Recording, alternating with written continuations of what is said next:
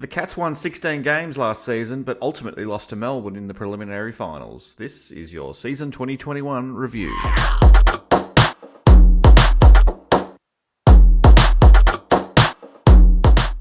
Hey everybody, what's up? Welcome back to the Hoop Show for season 2022. It's been a while since I've put out an episode, probably been about 8 months, maybe 9 months or more. So I'm keen to get stuck into it again in 2022 and let's see how we go. If this is your first time joining us, welcome to the channel. Make sure you hit the like and subscribe button. With that out of the way, let's get started. The season got off to a rough start, with Paddy Dangerfield getting suspended for 3 weeks for a high bump on Jake Kelly.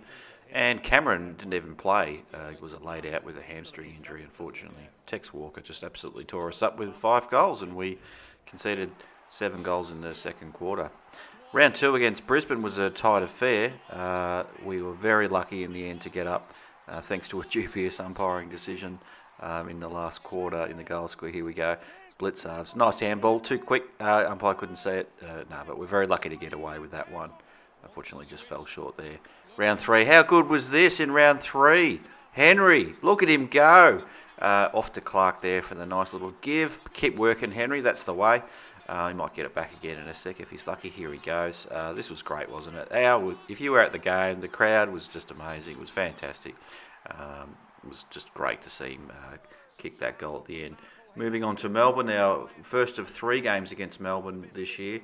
Unfortunately, this was a bit of a loss. We didn't really look like we were in it in wet conditions all day, but got within 12 points in the third quarter. Nice mark there from Stewart. Ran round 4 against Kangaroos.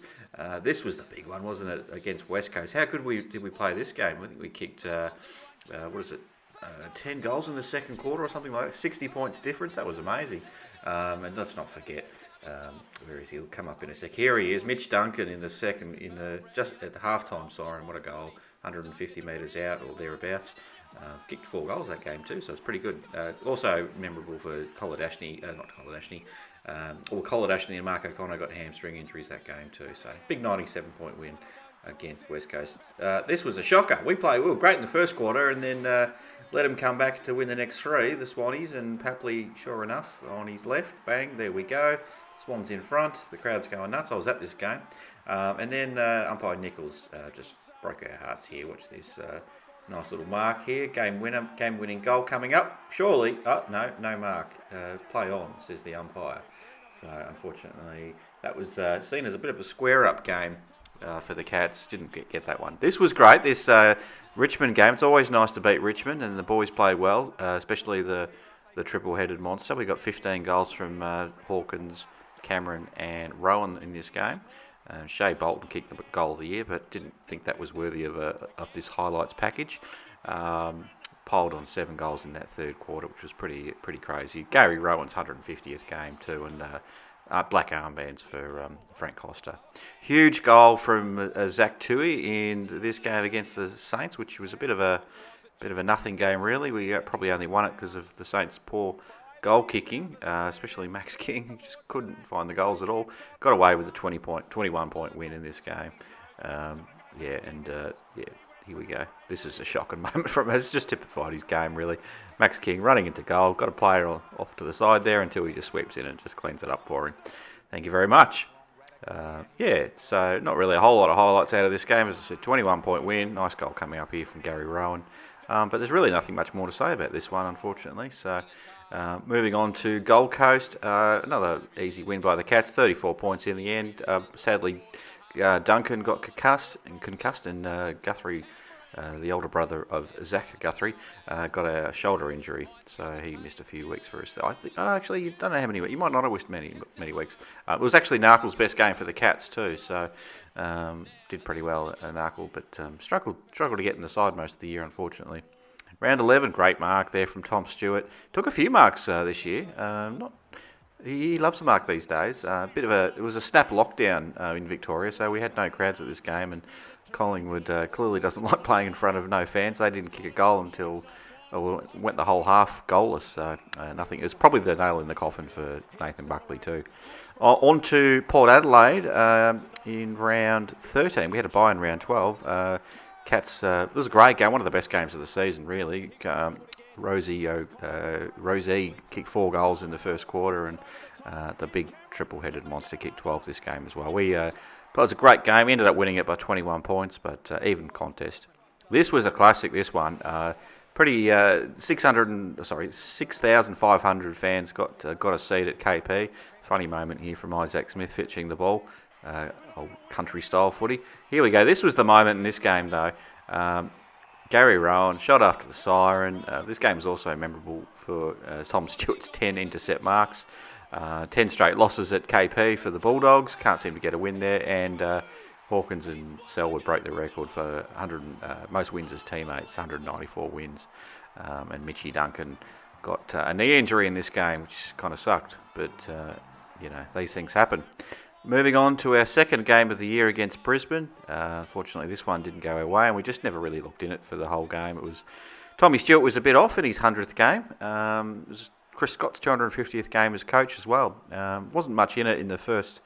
We kicked 1 point in the first quarter and conceded the first 5 goals, but really wasn't much in it for the fans, unfortunately, in this game. On to the Essendon game, another home game in Melbourne. Was it Melbourne? No, it was in Geelong, actually. Tom Atkins' 50th game, and he got 29 touches in this one, so he did pretty well. We gave up the first 4 goals of the game, but just went bonkers in the second quarter and had 8 goals from 12 entries, which is just nuts, and Hawkins finished the day with 6 goals won. Hamstring injury again for Cameron, not great. Darcy Parish, I think he might have got the 3 votes for this game with his 43 touches, but killed it. We ended up winning the game by 41. On to Carlton, look at that mark from Gary Rowan. He loves taking a mark, doesn't he? Lockie Henderson's 200th game. Shout out to Lockie. He's a good servant of the club. Moved him on now, he's moved on. But it was an average game, this one. Menengola's 100th game after debuting as a 24-year-old. Nice goal there from Max Holmes. 11 straight behinds at one point. I think Carlton might have been one goal 13 at one point. We ended up winning this one by 13. The Fremantle game, kind of a game, as I said, Cameron injured, Rowan out as well. We held Freo to pretty low scoring game, actually. I think they only kicked 34 points. Parfitt was really good with the tackles. He kicked 10 tackles for the game. And Tommy Hawkins just clocked up 10 straight years with 40-plus goals. Cats did it easily in the end with the last 6 goals of the game. Moving on to Richmond, Radigalia actually sort of loved the spotlight on this one. He loved the night. There was no crowds, I don't think, but he had a good game. Clunked a few marks there. We kicked five consecutive goals in the second quarter. Radigalia kicked his 4. Second game against North Melbourne for the year, an away game in Tassie. Shawnee Higgins, 250th game against his former club as well, kicked a goal. Tommy Hawkins, great goal from the boundary there. Nice to see Higgins getting cheered off by captains of both teams. That was great. I love to see that kind of thing at the end of a game. Lots of respect. Now, this was a shocker, probably one of the worst games of the year. I know we had a couple of shockers, but this was terrible. Apart from Koladashny's first goal ever, look at the boys get around him. Danger, bit of chin music there, unfortunately. The fella, Toby Green's going to have a bit of a spell for that. Danger ended up being okay in the end, but had to go to hospital, I think, overnight. So it was our 8th straight win against North. Sorry, what am I talking about? Wrong the wrong game. It was Koladashny's first goal in 127 games. This was shocking. Chance to win. He's no longer at the club. I don't think that was the reason, but that wasn't great from Jordan Clark. On to St Kilda. Second time again for some great mark there from Paddy. Pretty rough game. He did pretty well with the bruised larynx all game. Cameron first game back after a hammy since round 16, kicked 4 goals. We were down to the Saints 31-0 in the first quarter, so we did pretty well to come back and eke out a 14-point win. But we always find a way to do it tough, don't we? So, and this win was we were able to guarantee our top 4 spot, or lock it in top 4 spot for the season. The last game of the year is against Melbourne, our second game against them for the year. So a pretty horrible game for Mark Blitzar's 200th. Melbourne was up by 44. We were up, by 44 points halfway through the third quarter. Then Melbourne kicked the last 6 goals, and we all remember this moment, which is pretty horrible. But he was probably due one, Max Gawn. That put him in front, gave him top spot on the ladder, changed the whole finals fixture for us. and that's all that needs to be said. Qualifying final against Port Adelaide. Tommy Hawkins' 300th game. Pretty horrible game to watch as a Geelong supporter. Nice to see Tommy get a goal here. But yeah, Duncan back from injury. We had probably the oldest team ever in the field. Alir just dominated the whole game. We kept kicking it to him. It was pretty frustrating, but Tommy got chaired off. Probably not the way he'd want to get chaired off in his 300th, but anyway. That's our 5th consecutive loss of in the first final. On to the semi-finals. Nice grab there from the Big Rat. Had a good comeback win here against GWS and sort of righted the ship a little bit. Nice little mark and play on here from Cameron around the corner. That was great. But we had O'Connor getting subbed out again with another hamstring injury. That was the game before. Got Tui back from injury. And this was the game where Selwood passed Enright as the most capped Geelong player.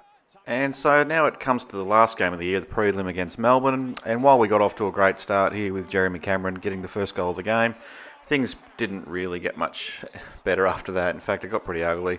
Melbourne went out to be pretty comfortable winners, and Max Gawn had an absolute field day. So in summary, again, we had 16 wins, a 3rd finish on the ladder, 7th in scoring and 2nd in defence. Pretty good membership for the year, so got to be happy with that. But I guess we look forward to 2022 now. We had a couple of All-Australians in Tom Hawkins and Tom Stewart. I think Hawkins' 4th and Tom Stewart's 3rd All-Australian honours. So well done to those boys. Tommy Stewart, Carji Greaves medal, well deserved. Should have won a couple by now. 300 gamer, Hawkins, look at him, he's a star, isn't he?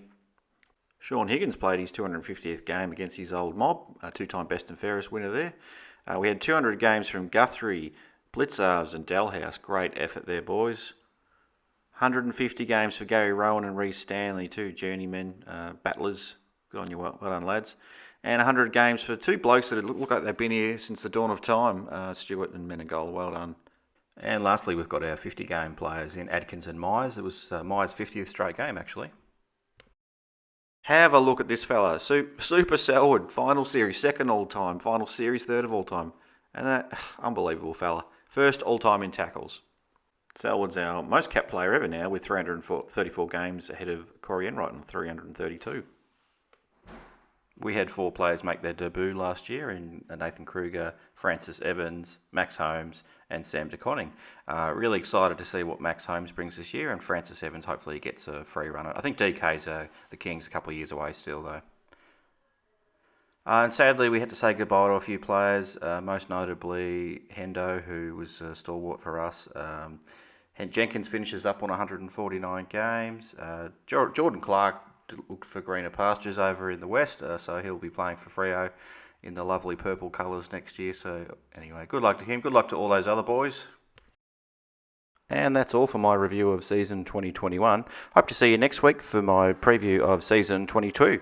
Until then, thanks for watching and stay safe. We'll see you soon. Take care. Bye.